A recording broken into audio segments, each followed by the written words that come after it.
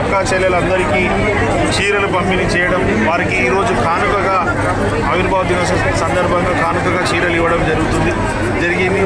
మహిళలందరూ చాలా సంతోషం వ్యక్తం చేస్తారు. ఎందుకంటే గతంలో బతుకమ్మకు చీరలు ఇస్తే కట్టుకునే పరిస్థితి లేకుంటే వాళ్ళని అవమానపరిచే విధంగా ఉండే మన టీవీలలో పేపర్లలో మనం కూడా చూసాం, సోషల్ మీడియాలలో కూడా మహిళలు ఇలాంటిది చీరలు ఇచ్చి మనల్ని అవమానపరుస్తారు అనేసి.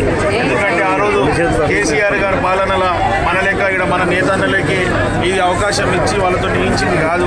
సూరత్లో రెడ్డి స్టాక్ని తీసుకొచ్చి ఏది దోపుడులో తీసుకొచ్చి దానికి కమిషన్ల గురించి తీసుకొచ్చి కొనుక్కొచ్చినాక మహిళలకు ఇచ్చి మహిళలకు ఇబ్బంది అయ్యే పరిస్థితి కనుక్కోకుండా రాష్ట్ర ఖజానా కూడా నష్టపోయే పరిస్థితి. ఈరోజు మహిళలందరూ గర్వించే విధంగా వారిని గౌరవిస్తున్న కాంగ్రెస్ ప్రభుత్వం మహిళలు చెప్పడం అదొక భాగం అయితే, రెండోది ఏంటంటే తెలంగాణ రాష్ట్రం ఎన్నో సంవత్సరాలు పోరాటాలు బలిదానాలు అయినా కూడా రాలేదు. కానీ గౌరవ మన సోనియమ్మ గారు మన తెలంగాణ రాష్ట్రం ఇచ్చినందుకు వారికి హృదయపూర్వకంగా రాష్ట్ర ప్రజల తరపు నుంచి ధన్యవాదాలు తెలుపుతున్నాం. తెలంగాణ రాష్ట్రం వస్తే ధనిక రాష్ట్రం బాగా డెవలప్మెంట్ అవుతుంది అనుకున్నాం. నీళ్లు నిధులు నియామకాలని అందరం కలిసి దీంట్లో భాగస్వామ్యం అయ్యారు. కానీ ఏమైనా మేలు జరిగితే 10 సంవత్సరాల కేసీఆర్ కుటుంబంకి జరిగిందని స్వయాన తన కూతురైన కల్వకుంట్ల కవిత గారి అన్ని ప్రెస్ మీట్లలో చెప్పడం, రాష్ట్రం కోరుకున్నది ఎందుకు వీళ్ళ కుటుంబాల గురించా, రాష్ట్ర ప్రజలు ఎవరు సంతోషం లేరంటూ ఈరోజు మంచి పరిపాలన ఉందంటే గౌరవ ముఖ్యమంత్రి రేవంత్ రెడ్డి గారి నాయకత్వంలోని ప్రజలందరూ సంతోషం ఉండడానికి నిదర్శనం ఈ యొక్క చీరలు. అందరికీ మరొకసారి ఆవిర్భావ దినోత్సవం. తెలంగాణ రాష్ట్రంలో ఆంధ్ర నాయకుల యొక్క ఆంధ్ర ఏజెంట్గా అంతేకాకుండా ఆంధ్ర నాయకుల యొక్క ఈరోజు పవన్ కళ్యాణ్ ప్రశాంతమైన రాష్ట్రాన్ని మళ్ళీ ఇబ్బందికరంగా వాతావరణం చేయాలని దీని వెనుక బీజేపీ వాళ్ళు కూడా ఉన్నారని, బీఆర్ఎస్ వాళ్ళు కూడా, బీజేపీ బీఆర్ఎస్ ఒకటే, వారు ఇద్దరు కలిసే ఉంటారు కాబట్టి ఇప్పుడు వాళ్ళకి నడుస్తలేదు కాబట్టి పవన్ కళ్యాణ్ తీసుకొచ్చి మళ్ళీ గందరగోళం సృష్టించి రాష్ట్రంలో లా అండ్ ఆర్డర్ కూడా ప్రాబ్లం వస్తట్టు మళ్ళీ సెంటిమెంట్ని లేపి రాజకీయం చేయాలని ఆలోచన ఉంది. కానీ రాష్ట్ర ప్రజలు బాగా చైతన్య పరులు, బాగా అవగాహన ఉన్న పరులు. గత 10 సంవత్సరాలు ఏమైంది, ఇప్పుడు ఏం జరుగుతుంది, 2.5 సంవత్సరాలు గమనించింది కాబట్టి ఏమీ కాదు. ఎవరు వచ్చినా కూడా కాంగ్రెస్ పార్టీకే పట్టం కడుతున్న ప్రజలందరూ ఇప్పుడు చూసి 2023 ఎలక్షన్ నుంచి ఏ ఎలక్షన్ వచ్చినా కూడా కాంగ్రెస్ పార్టీకే ఆశీర్వాదిస్తారు. కాబట్టి రానున్న రోజులు అదే జరుగుతుంది. ఈ చిల్లర మల్లర రాజకీయం చేస్తారు కాబట్టి ఎంత రాజకీయం చేసినా మన తెలంగాణ ప్రజలు ఎంత ధైర్యవంతులు, పోరాటానికి దేనికైనా సిద్ధంగా ఉంటారు. కాబట్టి తెలంగాణ రాష్ట్రమే తెచ్చుకున్నాక ఈ పవన్ కళ్యాణ్ గారి మిగతా వాళ్ళు ఎంత అవన్నీ మాటలు చెప్పి కన్ఫ్యూజన్ చేసి కావచ్చు ప్రజలను కన్ఫ్యూజ్ చేయాలని వాళ్ళ ఆలోచన. అలాంటి ఆలోచన ఏమి తావులేదు. అంత బ్రహ్మాండంగా పార్టీ కావచ్చు, ప్రభుత్వం బాగుంది, మంచిగా నడుస్తుంది. ప్రజలు ఆశించిన విధంగా ఇప్పుడు నిజమైన తెలంగాణ కోరుకున్నట్టు ఉన్నదనేది కూడా ప్రతి నోట మీరు వింటారు. 10 సంవత్సరాలు ఏమైనా జరిగిందంటే కేసీఆర్ కుటుంబానికి మేలు జరిగింది కానీ రాష్ట్ర ప్రజలకు ఎక్కడ మేలు జరగలేదు. ఈ రోజు మీరు చూసినట్టయితే ఏ ఒక్క పథకమైనా మహిళల పేరు మీద పెట్టి మహిళలను గౌరవించడం, మహిళలు ఇంటికే పరిమితం కాదు, పెద్ద పెద్ద వ్యాపారవేత్తలు చేయాలి. దాని ద్వారా వాళ్ళు ఆర్థికంగా ఎదిగితే వారితో పాటు రాష్ట్రాన్ని నడిపించే శక్తి, సామర్థ్యం మహిళలకు ఉందని భావించిన వ్యక్తి ఎవరైనా ఉన్నారంటే గౌరవ ముఖ్యమంత్రి రేవంత్ రెడ్డి గారు. వాళ్ళు బిజినెస్లు చేసుకుంటే వాళ్ళు గవర్నమెంట్ ట్యాక్సులు కడతారు. వాళ్ళ ట్యాక్సులతోటి వ్యాపారం నడిచే పరిస్థితికి రాష్ట్రం ఏర్పడాలి.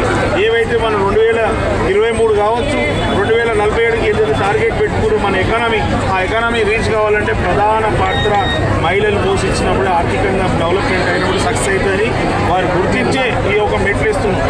తెలంగాణ కాంగ్రెస్ పార్టీ సోనియా గాంధీ కూడా చాలా నీచంగా ఘోరంగా చేశారు. అందుకని 11 రోజుల పాటు అన్నం లేదని చెప్పి కూడా పవన్ కళ్యాణ్ వారు ఆలోచన ఏంది మీకు చెప్పగానే చెప్పిండు అంటే వారికి విభజన జరగొద్దు, వాళ్ళు పెత్తనం ఉండాలనుకోరు. కానీ మనం ఏమన్నాం, మన ఆత్మగౌరవం, రాష్ట్రం ఏర్పడితేనే మా రాష్ట్రాన్ని మేము పరిపాలించుకుంటాం, మాకు ఆ శక్తి సామర్థ్యం ఉంది, దేశంలోనే నంబర్ 1 రాష్ట్రంగా ఎదగాలని, మాకు మా వాళ్ళకి ఇంతకుముందుకు ఉద్యోగాలు వచ్చేది కాదు, నిధులు వచ్చేది కాదు, ఏ నిధులున్నా ఆంధ్రకి వెళ్ళేది. అలా కాకుండా తెలంగాణ రాష్ట్రం నిధులు రావాలి, నీళ్లు రావాలి, వస్తే ఎవరైతే మన రైతన్నలు ఉన్నారో బాగుపడాలని, అన్ని వర్గాలు బాగుపడాలంటే తెలంగాణ రాష్ట్రం ఏర్పడితే తెలంగాణ వాళ్ళే పరిపాలిస్తే డెవలప్మెంట్ అయిన ఆలోచనతో పోరాటం తెలంగాణ ఇచ్చింది సోనియా గాంధీ కాబట్టి ఎంత బ్రహ్మాండంగా ఉంది. ఇప్పుడు ఎన్ని చిల్లర లెక్కలు తీసుకున్నా దీని వెనుక సూత్రధారి అక్కడ ప్రధానమంత్రి మోదీ గారు కూడా ఆయనను పెట్టుకొని ఏదో నాటకాలు చేయాలనుకుంటున్నాను. ఎవ్వరు పావులు ఇక్కడ ఏమి క్రైమ్ చేసినా కూడా ఏమి జరగదు.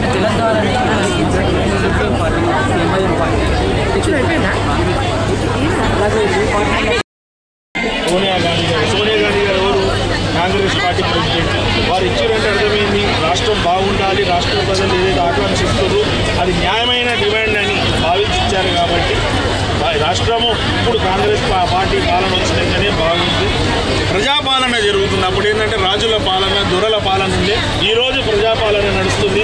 ఎప్పుడు నిరంతరం ముఖ్యమంత్రి గారు ప్రజలకు అందుబాటులో రోజు ఎక్కడో ఒకరు కలుస్తూ ప్రోగ్రామ్ చేస్తుంది. అప్పుడు వారిని ఎవరైనా చూస్తున్నారు కేసీఆర్ని పుట్టి మనం ఎప్పుడు చూస్తుంటే ఆయన కారులో ఈ రోడ్లో పోతున్నప్పుడు ఆయన ఫామ్ హౌస్ పోతుంటే ట్రాఫిక్ ఆంక్షలు పెట్టి ట్రాఫిక్ మొత్తం ఇబ్బంది అవుతుంటే ఒకటి.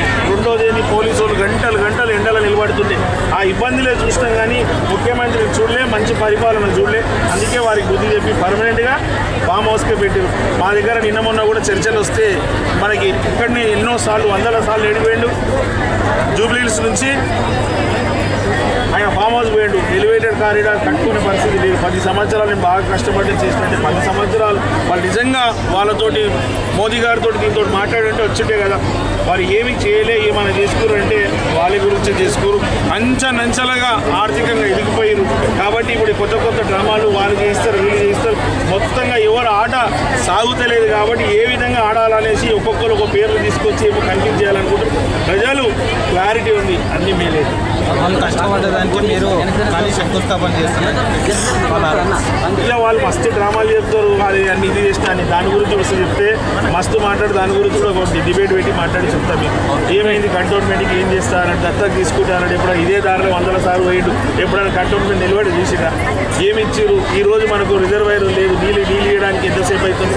నీళ్ళు ఇస్తుంటే కదా రిజర్వాయర్లు కట్టి 10 సంవత్సరాలు కట్టి ముచ్చటగా 2.5 సంవత్సరాలు మంచిగా పరిపాలిస్తుంటే అధికార దహం అహంకారంతో తాండవం ఆడుతున్నారు. ఊరికే పార్టీని, కాంగ్రెస్ పార్టీని, ప్రభుత్వాన్ని ఏదో విమర్శిస్తున్నారు కానీ ప్రజలు గమనిస్తున్నారు వీళ్ళు 10 సంవత్సరాలు ఏం చేసి వీళ్ళు 2.5 సంవత్సరాలు కాంగ్రెస్ వాళ్ళు ఎంతో మంచిగా చేస్తున్నారు.